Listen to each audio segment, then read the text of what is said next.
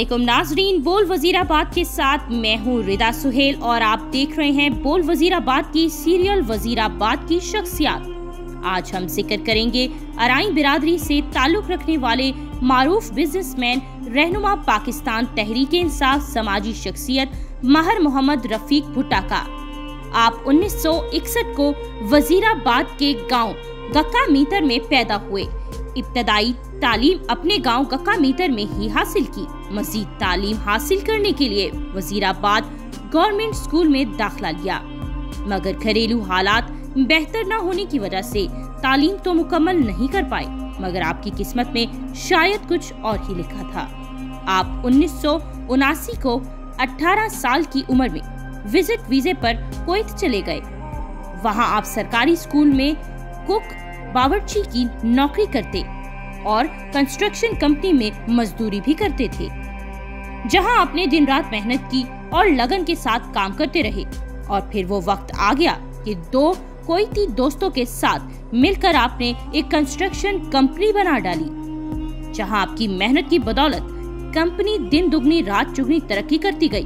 तो फिर यूं हुआ कि आपने अपनी फैमिली को भी अपने पास कुवैत बुला लिया, मगर आपको 1990 में कुवैत छोड़ना पड़ा और वजह बनी कुवैत और इराक के दरमियान जंग की शुरुआत। मगर आपने पाकिस्तान में भी अपनी किस्मत की देवी को आजमाना चाहा, क्या वो यहाँ भी आप पर मेहरबान है या नहीं। यही सोचकर आपने स्टील की चादर का कारोबार शुरू किया और इसमें भी आपकी मेहनत और लगन से कारोबार को तरक्की मिली। लेकिन अभी आपकी किस्मत में और भी कुवैत का दाना पानी लिखा हुआ था।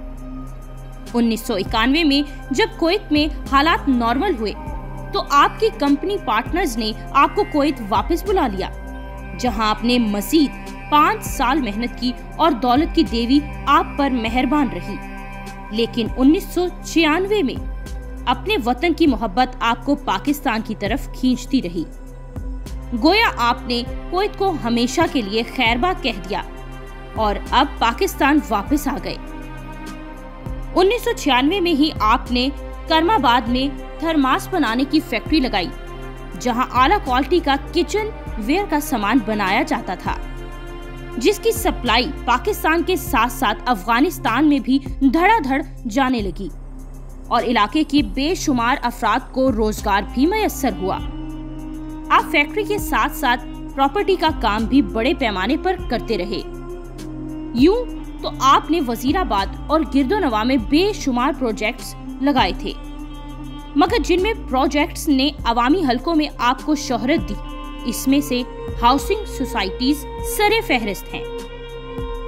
आपने 2007 में वजीराबाद की सबसे बड़ी हाउसिंग सोसाइटी ताज गार्डन शुरू की, जिसे देखते ही देखते अवाम की पजीराई मिली। आपने 2013 में भुट्टा पैलेस के नाम से एक खूबसूरत मैरिज हॉल बनाया। 2015 में ताज गार्डन फेज 2 जीटी रोड पर शुरू किया, जिसकी सारी जमीन हाथों हाथ बिक गई। वजीराबाद सिटी के अंदर गल्ला मंडी की वजह से ट्रैफिक के मसाइल पैदा होने की वजह से वजीराबाद से बाहर सियालकोट रोड पर भुट्टा गल्ला मंडी तामीर करवाई। 2017 में सियालकोट रोड पर इलाके की सबसे बड़ी मार्केट पैरागॉन मार्केट शुरू की, जो अपनी मिसाल आप है। अभी हाल ही में पैरागॉन मार्केट के साथ पैरागॉन जॉयलैंड भी शुरू किया। आपकी औलाद में से एक बेटा और 4 बेटियां हैं। आपका बेटा राशिद रफीक भुट्टा भी वालिद की तरह कारोबार में खुद को मसरूफ रखता है और अपने कारोबार को कामयाबी के साथ चला रहा है। जी तो नाज़रीन, तहसील वजीराबाद के पाकिस्तान तहरीक इंसाफ के ओहदेदारान भी हैं। कारोबार की दुनिया के अलावा आप वजीराबाद की सियासत में किंग मेकर समझे जाते हैं।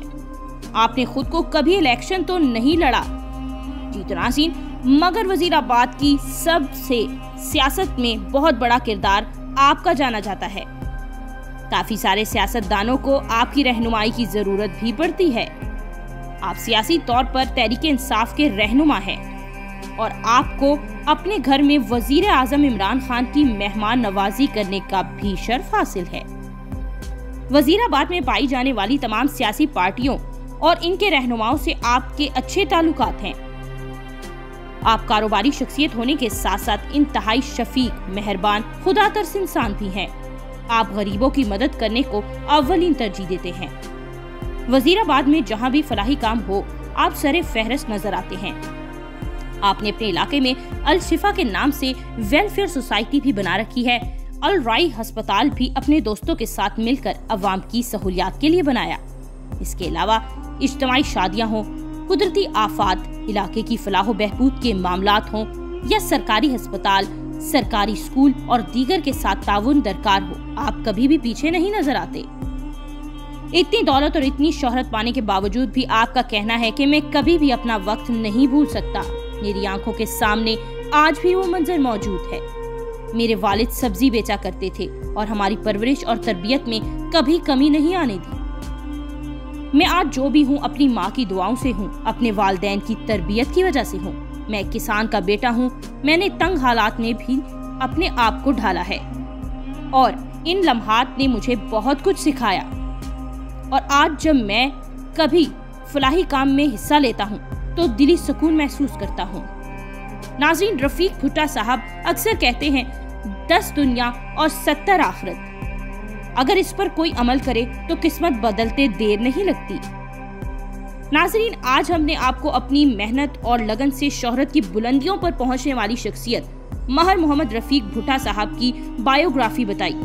अगर आप वजीराबाद की मारूफ शख्सियात की बायोग्राफी देखना चाहते हैं तो बोल वजीराबाद एंड स्क्रीन पर मिल जाएंगी।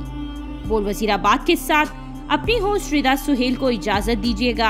अगर आपने अभी तक हमारा चैनल बोल वजीराबाद सब्सक्राइब नहीं किया तो इसे सब्सक्राइब करें और बेल आइकन पर क्लिक करें ताकि हमारी तमाम नई आने वाली वीडियोस का नोटिफिकेशन बर वक्त आपको मौसूल हो सके।